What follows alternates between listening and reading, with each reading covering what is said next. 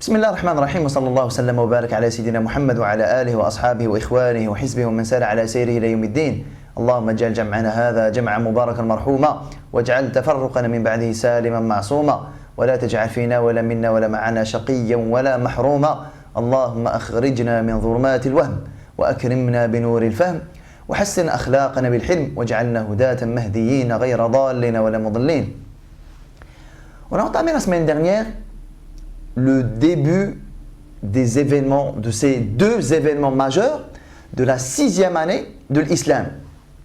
Deux événements majeurs mais qui contribuent tous les deux vers une même vérité et vers un même constat. L'islam de Sidna Hamza et l'islam de Sidna Omar radiyallahu anhuma wa ardahuma. On avait abordé l'histoire de l'islam de Sidna Hamza. Aujourd'hui, Inch'Allah Ta'ala, on va aborder l'histoire de l'islam de Sidna Omar. Et dans l'épisode prochain, voire les deux épisodes prochains, on va revenir sur l'impact de ces deux conversions, l'impact immédiat déjà sur le vécu et sur la condition des musulmans du prophète sallallahu alayhi wa sallam, mais de façon plus globale, plus générale, l'impact que ça a eu sur le cours de Sira et sur le cours de l'histoire de l'islam généralement, particulièrement l'islam de Sidna Omar radiyallahu anhu wa ardah. Sidna Omar, de ce que les musulmans savent de façon générale de lui, radiyallahu anhu wa ardah, c'était quelqu'un, bon déjà, de fort physiquement, tout comme Hamza radiyallahu anhu d'ailleurs. Hein.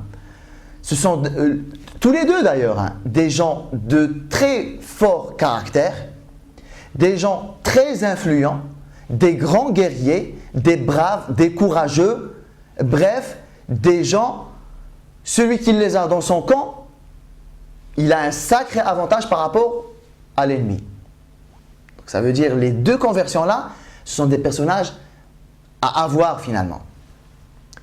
Sidna Omar, en plus de ça, et de ce qui est connu de lui, radiyallahu anhu arda, c'était quelqu'un de très ferme, peut-être même de très sec, quelqu'un presque de sans pitié, quelqu'un qui n'hésite pas, qui ne fait pas les choses à moitié, quelqu'un de jusqu'au boutiste, quelqu'un qui n'a peur de rien, tout le monde a peur de lui, donc il a cette réputation-là, qui est fondée, elle ne vient pas comme ça par hasard, c'est une réputation fondée. Mais aujourd'hui, dans l'histoire de son islam, j'aimerais qu'on mette la lumière sur une autre facette de Sidna Omar radiyallahu anhu ardah, qui n'est pas très visible de bon nombre de musulmans. Sidna Omar, à la différence de Sidna Hamza radiyallahu anhu wa ardah, si tous les deux n'étaient pas musulmans, on est d'accord, Sidna Omar il se distinguait quand même de Sidna Hamza d'une chose. C'est que Sidna Hamza radiyallahu anhu, pendant les 6 premières années de l'islam, et on va dire depuis les 3 dernières années, du moment où l'appel est devenu public, c'est vrai qu'il n'a pas cru au prophète sallallahu alayhi wa sallam, ne l'a pas suivi, mais c'est vrai aussi qu'il ne leur a pas cherché des problèmes, un peu comme Abu Talib. De ce point de vue-là, je ne te crois pas, je ne te suis pas, j'adhère pas à ce à quoi tu nous appelles, mais écoute, moi je ne te cherche pas de problème, je ne t'insulte pas, je ne te frappe pas, je ne me moque pas de toi, etc. Donc c'était un non-suiveur du prophète sallallahu alayhi wa sallam pacifique. Contrairement à Sidna Omar radiyallahu anhu. Depuis le premier jour de l'appel public, Sidna Omar a pris à cœur la mission de rabaisser, de détruire, de torturer, de frapper les musulmans. Donc la différence, c'est que Sidna Omar, non seulement ce n'était pas un croyant, mais c'était un ennemi de Da'wa. C'est un ennemi de Da'wa. Le jour de sa conversion, qui, juste pour l'information, est survenu 3 jours après Sidna Hamza, radiyallahu anhu. Ça veut dire, imaginez, dans une même semaine, il y a un chamboulement, il y a un bouleversement à Mecca. 2 de nos grands hommes ont rejoint Mohammed, sallallahu alayhi wa sallam. Imaginez un peu la psychologie de Quraysh au moment-là. Ce jour-là, le jour de sa conversion, radiyallahu anhu arda, déjà, il était dans un conflit, dans un combat intérieur, parce que Sidna Omar radiyallahu anhu arda, il voit que les musulmans, depuis qu'ils sont devenus musulmans, ils sont devenus des gens différent. Vous savez que Sayyidina Omar, radiallahu anhu arda, une fois, il avait torturé une femme, une esclave. Il l'a frappée pendant des heures. Jusqu'à cette sahabia là, qu'est-ce qu'elle nous dit? Jusqu'à ce que Sayyidina Omar radiallahu anhu lui-même n'en pouvait plus, il en était fatigué. Et il s'est arrêté. Et il l'a regardé, il lui dit, tu n'es pas encore fatigué toi? Et la femme, l'esclave, elle le regarde, elle lui dit, je ne me fatiguerai pas avant que toi tu n'abandonnes. Elle lui a dit, regarde-toi Omar, regarde-toi. Toi Omar le costaud, Omar le fort, regarde comment Allah, il m'a fortifié au point où même toi tu n'arrives plus. Ce genre de remarque, ça ne laissait pas Sidna Omar indifférent. Comment ça se fait? Même raisonnablement, une femme comme ça, faible, moi je suis fatigué et pas elle. Pourtant les coups c'est moi qui les donne. Donc ce genre de choses, ça travaillait un peu dans l'esprit de Sidna Omar. En gros les gens là, ils ont acquis quelque chose moi qui m'échappe quoi. Pas une fois, pas deux, pas trois. Mais à côté de ça, il y a Omar, le Qurayshi de la famille de Bani Addi. Vous en souvenez, Bani Addi? Bani Addi, c'est eux qui, c'est sa tribu à lui. Bani Addi, c'est eux qui ont dit, ben voilà, on va faire ça. On va régler l'histoire de la pierre noire à coups de sabre. Alors pour vous donner une idée de lui et de sa famille. Des gens vraiment violents, ils ne veulent régler les choses qu'à coups d'épée. Voilà. Bani Addi, c'est ça. Et lui, c'est sa propre tribu. Donc, Sayyidina Omar, il voit que les musulmans, ils ont gagné une force à l'origine qui n'est pas physique, mais qui n'arrive pas à lui donner une explication. Qu'est-ce qui fait que? Il y a ça d'un côté, mais de l'autre côté, il y a attends, moi je suis de Banu Addi, subhanallah. Alors, ce n'est pas eux qui vont faire la loi, la pluie et le beau temps à Mecca. Donc, il était dans un conflit. Alors, ce conflit-là, il s'est un peu accentué lorsque Sayyidina Hamza, il s'est converti. Et souvenez-vous, on l'avait dit, on avait dit que historiquement, Banu Hashim et Banu Addi, c'est pas trop ça. En gros, le clan de Nabi sallallahu alayhi wa sallam et le clan, et à propos, Abu Jahl, c'est l'oncle maternel de Sidna Omar, Banu Addi tous. Donc, le clan du prophète sallallahu alayhi wa sallam et le clan d'Abu Jahl, d'Omar, etc., ils ont toujours été en confrontation et en conflit. C'est-à-dire, il y a aussi ça, parce que finalement, Hamza radiallahu anhu arda, il a humilié Abu Jahl publiquement. Il prend l'arc, il lui tape sur la tête, il le fait taire. N'oublions pas, Abu Jahl, c'est l'oncle maternel de Sayyidina Omar. Donc voir son oncle se faire humilier publiquement, non seulement de la part de quelqu'un de Banu Hashim, mais en plus quelqu'un de musulman à cause de ce Muhammad-là, sallallahu alayhi wa sallam. Je dis vraiment ça pour que vous imaginiez un petit peu l'état d'esprit de Sayyidina Omar au moment-là. C'est vrai que ces musulmans-là, ils ont montré des qualités que je n'arrive pas à m'expliquer. Mais d'un côté, c'est inadmissible, un peu tout le désordre qu'il nous a causé cet homme-là. C'est inadmissible à cause de lui. Nous, dès maintenant, on se fait humilier comme ça, publiquement, par Banu Hashim. C'est inacceptable. Donc il est dans ce conflit-là. Et puisque Sayyidina Omar arda, c'est pas quelqu'un qui fait dans les demi-mesures, c'est pas quelqu'un qui cherche des mi-solutions. Ben le moyen qu'il a trouvé pour mettre un terme à tout ça, c'est aller tuer le Nabi sallallahu alayhi wa sallam. Non pas le tuer parce que je n'adhère pas à ce qu'il raconte ou non pas parce que ce qu'il dit, ça me rentre par une oreille, ça me sort par l'autre. Non, il y a un peu de sensibilité envers l'islam à cause de ce qu'il a vu chez les musulmans. Mais on va dire l'appartenance tribale, l'appartenance au clan Banu Addi, elle a pris le dessus, la fierté, etc. Hors de question que nous, Banu Addi, on se fasse humilier comme ça. Donc il se réveille un matin, il prend son épée, il sort comme ça dans la rue. Il est où Muhammad? Il est où Muhammad? Sallallahu alayhi wa sallam. Sur le chemin, juste en parenthèse, hein, il est où Muhammad? Il est où Muhammad sallallahu alayhi wa sallam? Ça veut dire, à ce jour, Sidna Omar, il ne sait toujours pas où est-ce que se trouve Dar al-Arqam. Je reviendrai sur ce point-là un peu plus tard. Mais pour vous dire, là, il est dehors, il est où Muhammad? Il est où Muhammad sallallahu alayhi wa sallam. Allah subhanahu wa ta'ala, regardez comment Allah ta'ala, il fait bien les choses.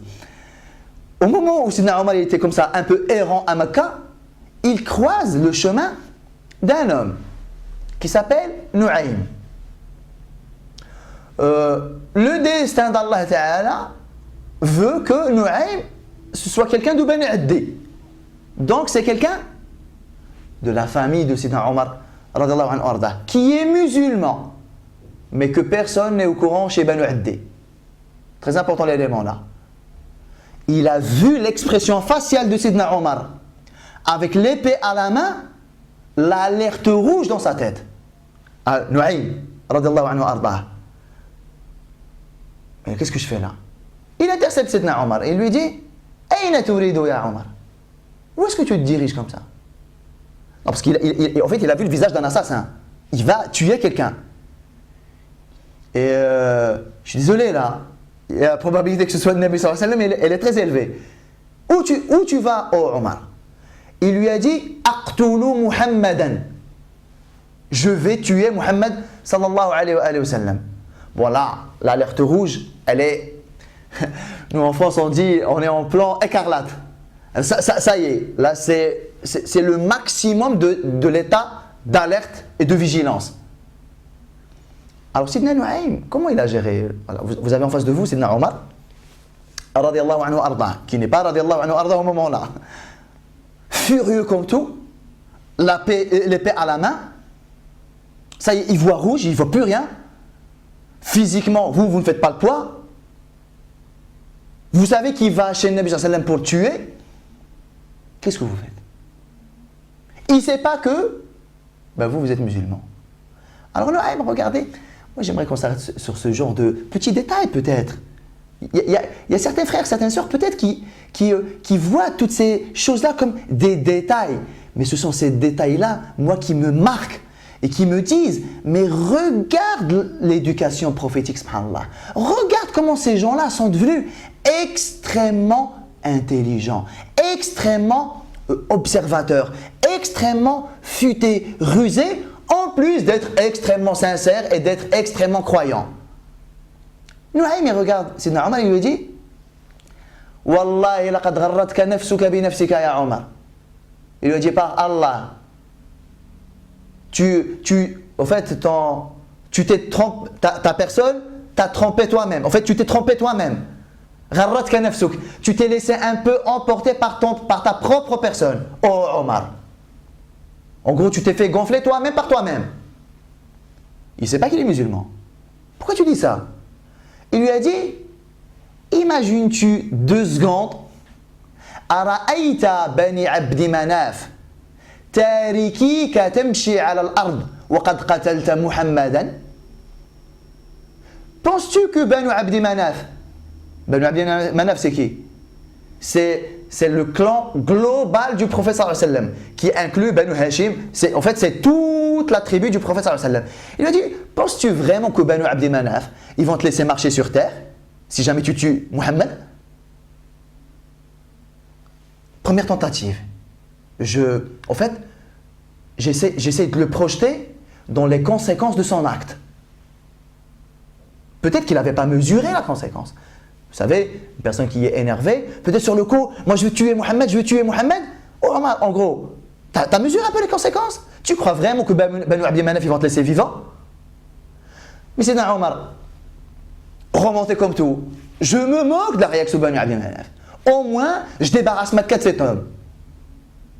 Première tentative de Nu'aym, pas bon. Deuxième tentative, qu'est-ce qu'il lui dit? Si tu as la rage de Muhammad, moi je serais toi. J'aurais encore plus la rage envers ma propre famille. Omar lui a dit: pourquoi tu dis ça? Il lui a dit: je serais toi. J'irai d'abord régler mes propres soucis familiaux au lieu de m'attaquer à Muhammad. Pourquoi tu dis ça? Et il lui a dit: t'es pas au courant? Ta sœur Fatima et ton cousin Saïd ibn Zayd ont suivi Muhammad. Alors pour quelqu'un qui est contre Muhammad, voilà, honte, va déjà régler tes soucis en interne chez toi. Deuxième tentative de Nu'aym. Elle a marché? Elle a marché. Parce que oui, Sidna Omar, il avait la rage du prophète sallallahu alayhi wa sallam. Mais quoi? J'ai des traîtres dans ma propre famille. Il ne sait pas déjà qu'en face de lui, c'est déjà le premier traître. Nu'aym, c'est quelqu'un de sa famille. Mais là, il a mis le doigt sur quelque chose de grave. Ma sœur, quoi? Ma sœur, elle a suivi cet homme-là. Bon, déjà, je vais lui régler son compte à elle, ainsi qu'à son mari. Ah, je verrai Mohammed après. Regardez Nuaym, comment il a été intelligent. On peut dire, ouais, mais attends, en envoyant Omar chez sa sœur, limite, il a envoyé la mort à sa sœur, Fatima radhiyallahu anha, et son mari, Saïd ibn Zayd, qui, en parenthèse, c'est un des 10 premiers au paradis. Mais ici, Sidna Nuaym, il a mesuré quelque chose.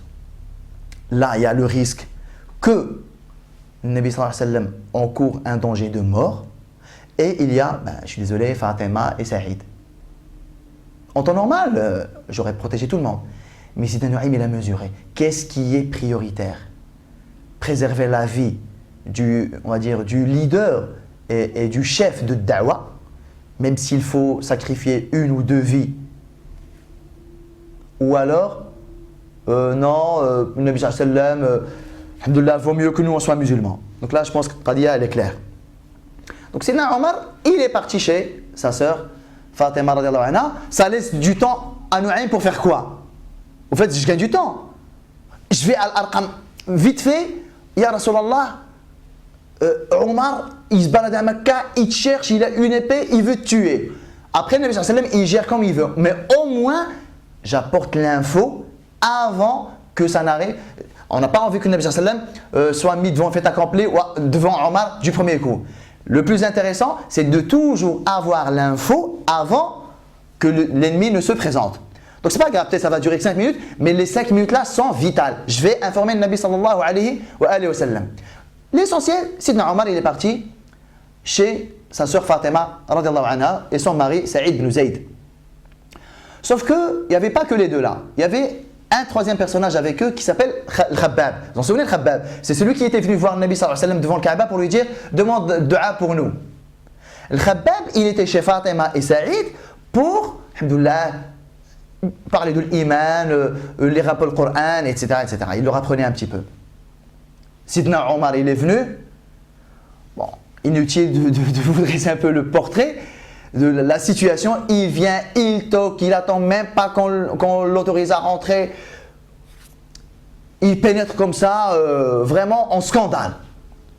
D'autant plus que quand il était devant la porte, il a entendu, vous savez, comme des gens qui murmurent quelque chose, bref, un bourdonnement comme ça. J'entends des gens dire des choses, mais vous savez, vous n'arrivez pas à déchiffrer réellement ce qu'ils disent. Et il rentre et il leur dit, c'est quoi en gros, ma hadihi l'hamhama, que j'entendais là. L'hamhama c'est comme ça, l'hamhama, d'ailleurs c'est venu de là. C'est un mot arabe, hein. Sidna Saïd, qu'est-ce qu'il lui dit? Il lui dit, ben non, en fait tu te fais des films quoi, tu n'as rien entendu. Et il le frappe. Il lui dit, Wallah, j'ai entendu des trucs, j'ai entendu des choses, ne me prenez pas pour un fou. Fatima, qu'est-ce qu'il lui dit? Il lui dit, oui, en effet, on discutait. Voilà. Il a entendu, ça ne sert à rien de lui dire, tu n'as pas entendu. Il lui dit, oui, Saïd et moi, on parlait de je ne sais plus quoi. Sidna Omar, furieux comme tout, et il leur dit, on m'a dit que vous avez cru et suivi Mohammed. Fatima radhiyallahu anha, elle le regarde et lui dit, oui, nous avons cru en lui et nous l'avons suivi, malgré toi, que tu le veuilles ou pas, Omar. Toi aussi, il l'a frappé tellement violemment qu'elle a commencé à saigner du visage. Mais il ne faut pas croire une chose ici. Vous savez, des gens comme Sidna Omar, au moment-là, le fait de lui tenir tête, c'est déstabilisant. Un peu comme Soumaïa et Abu Jahl, vous vous en souvenez, radiyallahu anha ardaha. Ma soeur, elle ne m'a jamais tenu tête comme ça. Mais c'est quoi ça? En fait, il a retrouvé un peu la même force dont on parlait tout à l'heure. Mais qu'est-ce qu'ils ont, ces musulmans-là, à être vraiment fiers comme ça, à affronter des gens comme moi comme ça, à ne pas avoir peur? Moi, à la limite que moi, Omar, j'ai pas peur, c'est connu, moi j'ai peur de personne. Mais ma soeur Fatima, moi je la connais, elle n'a jamais haussé le temps devant moi, subhanallah. Qu'est-ce qu'il fait? Bien sûr, la réaction de rage, il a frappé sa soeur, mais ça l'a perturbé, ça. Qu'est-ce qui fait que ma soeur, elle me tient tête comme ça? Parce qu'elle aurait pu mentir, elle aurait pu dire non, on ne l'a pas suivi. Et elle aurait été excusée. c'est comme on l'avait vu, elle aurait été excusée du point de vue du sharia. N'oublions pas, il a une épée à la main. J'ai entendu dire que vous avez cru en Mohammed et vous l'avez suivi. N'importe quoi, Omar. Attends, tu nous as pris pour quoi là? Franchement, c'est quoi ces choses-là? C'est quoi ces mensonges-là? Jamais de la vie. Hey, tu nous as pris pour qui? Elle aurait pu dire ça. Saïd, il aurait pu dire ça. Radiyallahu anhu. Mais ils ont fait le choix de lui dire, oui, qu'est-ce qu'il y a? On a cru en lui et on l'a suivi. T'es content, t'es pas content, c'est pareil. Ben ça l'a déstabilisé. Et du coup, Sidna Omar, il s'est rendu compte que le vrai rapport de force, il est plus physique là. La preuve, c'est moi qui m'emporte, c'est moi qui frappe à tout bout de champ, c'est moi qui perds mes moyens. Et eux, c'est eux qui se prennent les coups, mais c'est eux qui dominent finalement. Donc ça a déstabilisé Sidna Omar. Sidna Khabbab, radiyallahu anhu arda, dès qu'il a entendu la voix de Sidna Omar devant la porte, il s'est enfui, il s'est caché. Qu'est-ce qu'il a dit, Sidna Khabbab? Il a dit, Wallahi, la in naja Saïd wa Fatima, lan yanjou al-Khabbab. Il a dit, par Allah, s'il y avait une chance de s'en sortir vivant, Fatima et Saïd ont plus de chance que moi. Peut-être qu'il aura un peu de pitié envers sa sœur et envers son cousin. Mais moi, j'ai rien à voir avec lui. S'il devait en tuer un en prioritaire, c'est moi. Il a dit, donc moi je disparais, mais je laisse le clan Khattab, il la règle entre eux. Mais il est là, il écoute, il entend. Fatima radiyallahu anha, elle se relève avec du sang au visage, radiyallahu anha ardaha, et elle lui tient toujours tête. D'ailleurs, quand il a frappé Saïd, radiyallahu anhuma, il y a comme, pas un manuscrit, mais un bout de Coran qui a été écrit sur l'omoplate ou je ne sais quoi, sur un support d'écriture en tout cas. Il est tombé. Et il leur a dit, c'est quoi ça? C'est qu'est-ce qui vient de tomber? Il a voulu le prendre, elle lui a dit, ne le touche pas, Omar. Tu es encore impur à cause de ton shirk. Ça, ce que tu vois là, ne peuvent le toucher que les gens purs par la pureté de l'iman.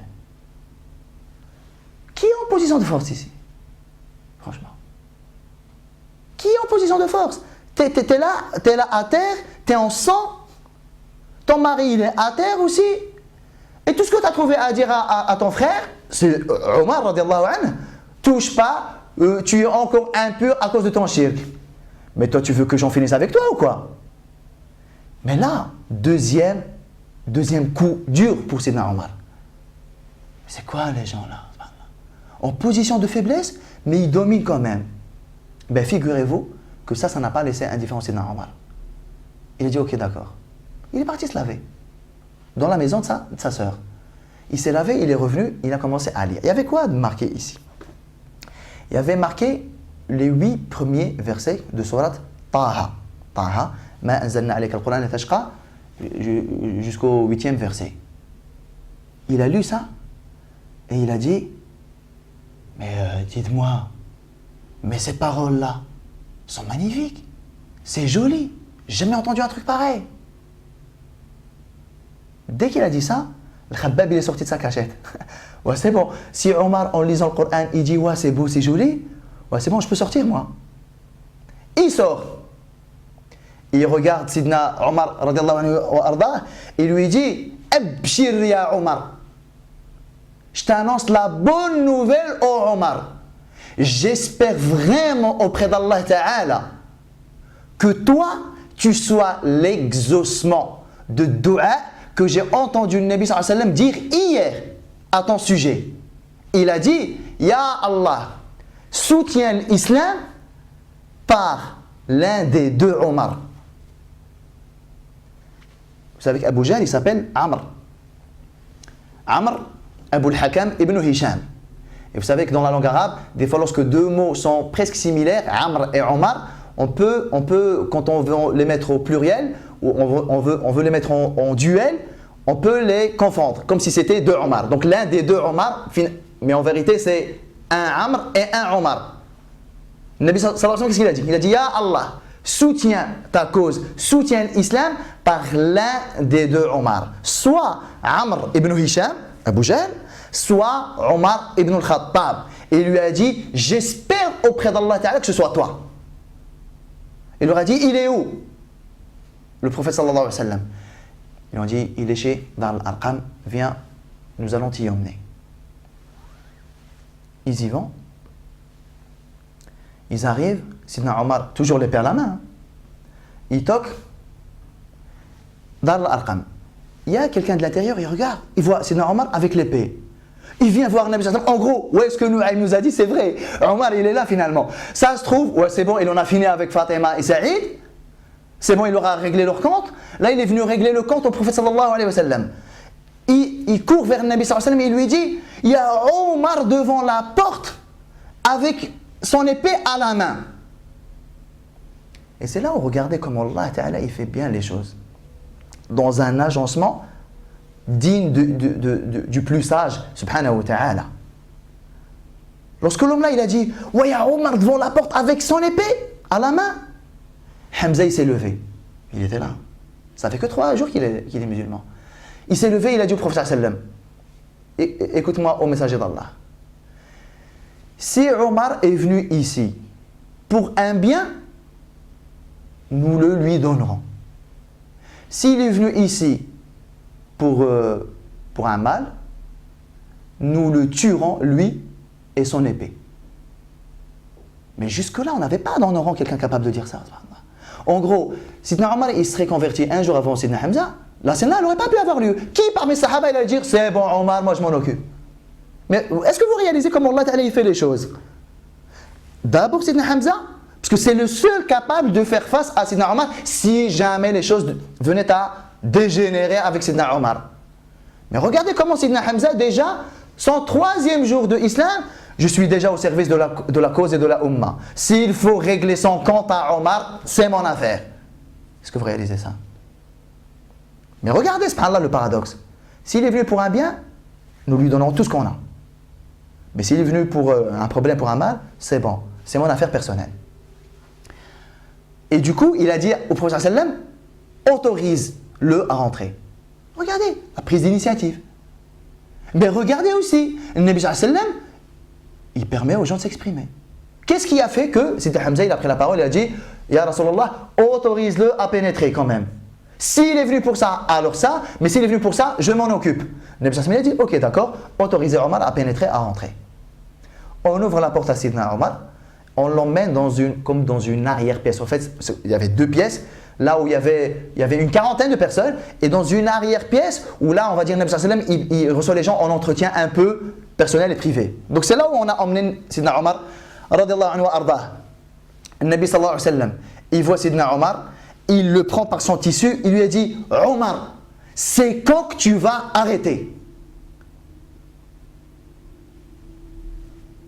Bon, Sidna Omar, il est venu déjà pour croire, quoi. Mais Nabi sallam, il l'a secoué, quoi.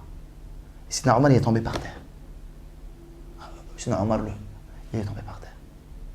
Il regarde Nabi sallallahu alayhi wa sallam, il lui dit Alhamdulillah, il a fait shahada, et il lui a dit Ashhadu an la ilaha illallah wa ashhadu annaka Rasulullah sallallahu alayhi wa alihi wa sallam. Qu'est-ce qui s'est passé là? Les gens dans la pièce d'à côté, ils ont entendu shahada. Ils ont cru, ils ont vu Sidna Omar rentrer. Bon, s'il est venu pour tuer quelqu'un, on l'aurait su dans les 5 secondes qui suivent. Là, ça a l'air d'être calme. Ils ont l'air de discuter. Oh tiens, il y a shahada carrément. Vous savez qu'est-ce qui s'est passé là? Dans la pièce d'à côté, la 40aine de personnes qui étaient à côté, ils ont tous fait tikbira, ils ont tous dit Allahu Akbar, au point où les gens qui étaient en train de faire tawaf, ils l'ont entendu. Est-ce que vous réalisez un peu ça? Est-ce que vous réalisez? Parce que tout le monde a compris qu'avec l'islam de Sidna Omar, ça y est, il y a une autre configuration qui va rentrer en jeu. Le après Omar ne va pas être avant Omar. Et que là, c'est un tournant dans l'histoire des Sahaba et de l'islam et des musulmans de façon plus générale. Est-ce que vous vous rendez compte? Alors pour des gens qui voulaient garder le lieu secret, alors peut-être faire Tikbira à 40, ce n'était pas la bonne chose à faire. Mais tous, autant qu'ils étaient, pris par la joie. C'est un fait. On n'arrive pas sur le coup. Ben nous, peut-être on ne réalise pas, mais eux, ils réalisaient parfaitement. Omar qui nous a tant insultés, Omar qui nous a tant frappés, Omar qui a tant voulu nous tuer, là, il est par terre, shahada, etc. Ben c'est bon alors, subhanallah. Alors si des gens comme Sidna Omar sont arrivés jusqu'à nous, ben c'est bon. Donc pris par l'engouement et l'euphorie même, la joie, le bonheur de voir Sidna Omar radiallahu anhu se convertir, ils n'ont pas fait des calculs, ouais, attends doucement, on va faire tekbir, mais Allahu Akbar. Non, ils n'ont même pas réfléchi. Allahu Akbar. Les gens au haram, subhanallah, ils les ont entendus. Ça veut dire déjà, c'est bon, on prend en compte que dorénavant, que ça se sache. Mais peu importe, alhamdoulilah, il y a Sidna Omar avec nous aujourd'hui. Donc ça, c'est quelque chose de marquant qui va indiquer le début de quelque chose. Inch'Allah, aujourd'hui, on s'arrête là. La semaine prochaine, voire les 2 prochains épisodes, on va revenir sur le gain. Qu'est-ce que les musulmans, qu'est-ce que l'islam a gagné avec ces 2 personnages-là et plusieurs enseignements qui sont dans la périphérie de ces 2 histoires de conversion avec ce qui s'en est suivi et ce qui a été précurseur de ces 2 conversions. Wallahu ta'ala a'lam wa sallallahu sallam wa barak ala sayyidina Muhammad وعلى آله وأصحابه أجمعين والحمد لله رب العالمين. Je vous retrouve la semaine prochaine إن شاء الله والسلام عليكم ورحمة الله تعالى وبركاته.